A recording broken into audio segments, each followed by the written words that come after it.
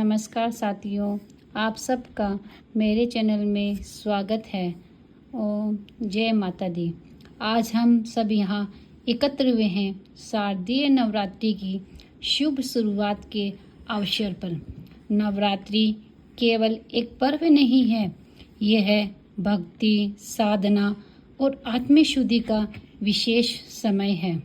नवरात्रि का अर्थ है 9 रातें। इन 9 रातों में हम माँ दुर्गा के 9 स्वरूपों की आराधना करते हैं। प्रत्येक स्वरूप हमें जीवन का एक विशेष संदेश देता है।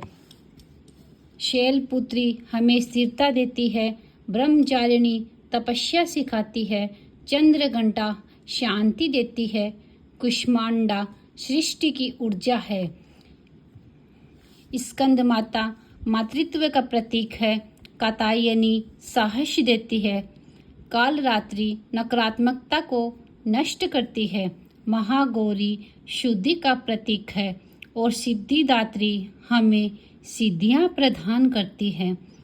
इस पूरे पर्व की शुरुआत होती है घट स्थापना से, जिसे कलश स्थापना भी कहा जाता है। कलश केवल मिट्टी या धातु पात्र का नहीं है, बल्कि इसे संपूर्ण ब्रह्मांड का प्रतीक माना गया है। इसमें ब्रह्मा, विष्णु, महेश और मातृ शक्तियों का वास होता है। इसीलिए घट स्थापना को नवरात्रि का सबसे महत्वपूर्ण संस्कार माना जाता है।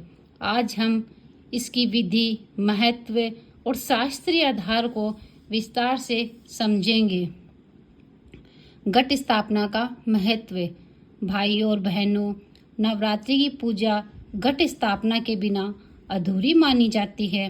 पुराणों में उल्लेख मिलता है कि जब देवताओं ने माँ दुर्गा को प्रसन्न करने के लिए तपस्या की, तो उन्होंने सबसे पहले कलश की स्थापना की थी।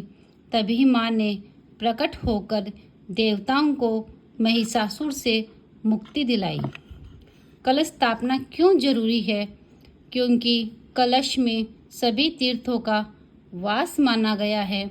इसमें रखे जल में संपूर्ण देवताओं की ऊर्जा संचारित होती है। नारियल माँ दुर्गा का प्रतीक है, जो शुद्धता और पूर्णता का द्योतक है। अंकुरित जवारे जीवन में वृद्धि और उन्नति के सूचक है। इसका गूढ़ महत्व यह है कि कलश हमारी आत्मा है, उसमें रखा जल शुद्ध भावनाएं हैं और नारियल मस्तिष्क और विचारों की पवित्रता का प्रतीक है। जब हम घट स्थापना करते हैं तो वास्तव में हम अपने मन, वचन और कर्म को पवित्र करने का संकल्प लेते हैं। इसीलिए नवरात्रि की शुरुआत घट स्थापना से होती है। पूजन सामग्री का विस्तार। अब हम देखते हैं कि घट स्थापना के लिए कौन कौन सी सामग्री चाहिए और उनका क्या महत्व है। कलश मिट्टी या धातु का पात्र, यह सृष्टि का प्रतीक है। गंगा जल पवित्रता और शुद्धि का प्रतीक है। आम या अशोक के पत्ते समृद्धि और आयु वृद्धि का प्रतीक है। नारियल माँ दुर्गा का स्वरूप और शुद्धता का द्योतक है। लाल वस्त्र ऊर्जा, शक्ति और मंगल का प्रतीक है। सुपारी, सिक्का, पंचरत्न स्थिरता और शुभता का प्रतीक है। जो गेहूं के बीज जीवन में विकास और हरियाली का प्रतीक है। रोली और मौली मंगल कार्य की निशानी है। दीपक और अगरबत्ती प्रकाश और सुगंध से वातावरण पवित्र होता है। इस सामग्री का अपना महत्व है। यदि किसी कारणवश सब सामग्री न मिले तो भी श्रद्धा से जो उपलब्ध हो उसी से पूजा कर सकते हैं। घट स्थापना विधि। अब सबसे महत्वपूर्ण भाग है घट स्थापना की विधि। इसे ध्यान से समझें और अपने जीवन में अपनाएं। पूजा स्थान शुद्ध करें, गंगा जल से स्थान पवित्र करें, चौकी पर लाल वस्त्र बिछाएं और उस पर माँ दुर्गा की प्रतिमा या चित्र स्थापित करें। जौ बोना, चौकी पर मिट्टी रखकर उसमें जौ बोएं। यह नवजीवन और उन्नति का प्रतीक है। कलश की तैयारी, कलश में गंगा जल भरे, उसमें रोली, चावल, सुपारी, सिक्का डालें। कलश पर पत्ते सजाएं। आम या अशोक के पत्ते मुख पर रखें। नारियल स्थापित करें। नारियल को लाल वस्त्र और मोली से बांधकर कलश पर रखें। देवी का आवाहन करें, मंत्र पढ़ें। ओम देवी देवे नमः, ओम दुर्गाए नमः। दीपक जलाएं और कलश के पास रखें। दुर्गा सप्तशती या चालीसा का पाठ करें। इस पूरी प्रक्रिया में श्रद्धा सबसे महत्वपूर्ण है। सामग्री अधूरी हो तो भी भावपूर्ण होना चाहिए। शास्त्रीय संदर्भ और मंत्र, शास्त्रों में लिखा है कि कलश स्थापना करने से सभी देवताओं की कृपा प्राप्त होती है। मंत्र, कलश्ये मुखे विष्णु, कंठे रुद्र समाश्रिते, मूले तत्र स्थितो ब्रह्मा मध्ये मातृगणः स्मृतः। अर्थात कलश के मुख में विष्णु जी, कंठ में शिव जी, मूल में ब्रह्मा जी और मध्य भाग में मातृ शक्तियाँ विराजमान हैं। गूढ़ अर्थ यह है कि आरंभ में विष्णु सही शुरुआत करते हैं और वाणी में शिव शब्द कल्याणकारी हो। आधार में ब्रह्मा ज्ञान और सृजन को जीवन का आधार बनाओ और हृदय में मातृ शक्ति करुणा और ऊर्जा का संगम रखो।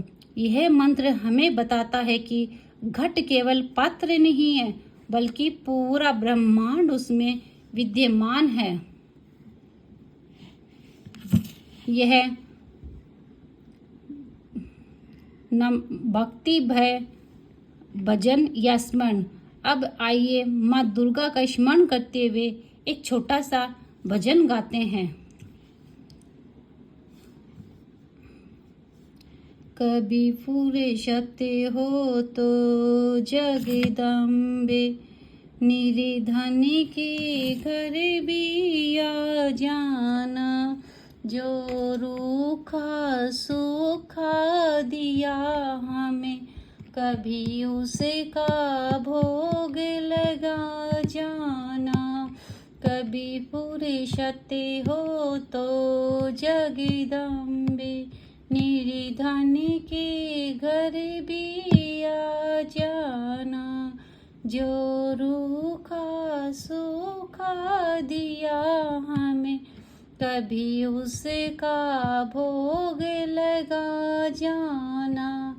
ना छत्र बना सकी सोने का, ना चुनरी घर मेरी तारो जड़ी, ना बर्फी पेड़े में वह माँ, बस सरदा की ने बिछाए खड़ी, इस सरदा की रख लो लाज है माँ, इसे आरज को मत ठुकरा जाना। कभी फुर्सत हो तो जगदम्बे, निर्धन के घर भी आ जाना, जो रूखा सूखा दिया हमें, कभी उसका भोग लगा जाना। जिसे घर के दिए में तेल नहीं, वहाँ जोत जलाऊं मैं कैसे, मेरा खुद ही बिछोना धरती पर, तेरी चौकी सजाऊं मैं कैसे, जहाँ मैं बैठी वहाँ बैठ के माँ, बच्चों का दिल बहला जाना। कभी फुर्सत हो तो जगदम्बे, निर्धन के घर भी आ जाना, जो रूखा सूखा दिया हमें, कभी उसका भोग लगा जाना। तू भाग्य बनाने वाली है माँ, मैं तकदीर की मारी हूँ। हे दाता संभालो भिखारिन को, आखिर तेरी आँख का तारा हूँ। मैं दोषी तू निर्दोष है माँ, मेरे दोषों को तू भुला जाना, कभी फुर्सत हो तो जगदम्बे, निर्धन के घर भी आ जाना, जो रूखा सूखा दिया हमें, कभी उसका भोग लगा जाना। भजन से वातावरण और भी भक्तिमय हो जाता है और माँ के चरणों में मन एकाग्र हो जाता है। इसीलिए हमें भजन 5 मिनट का भजन गाना चाहिए, जिससे हमारा मन एकाग्र हो जाए और माँ में लीन हो जाए। तो भाई और बहनों, इस प्रकार हमने समझा कि नवरात्रि का महत्व क्या है, घटना स्थापना क्यों आवश्यक है, सामग्री और विधि क्या है और शास्त्र हमें क्या संदेश देते हैं। याद रखिए, पूजा की पूर्णता सामग्री से नहीं, श्रद्धा से होती है। यदि हम सच्चे मन से माँ को याद करें तो माँ अवश्य प्रसन्न होती है और जीवन में सुख शांति और समृद्धि प्रदान करती है। अंत में हम माँ से प्रार्थना करते हैं, हे माँ दुर्गा, हमें शक्ति, भक्ति और समृद्धि प्रदान करे। जय माता दी। मेरा वीडियो आपको पसंद आए तो प्लीज़ लाइक, शेयर, कमेंट और सब्सक्राइब करना न भूलें। धन्यवाद।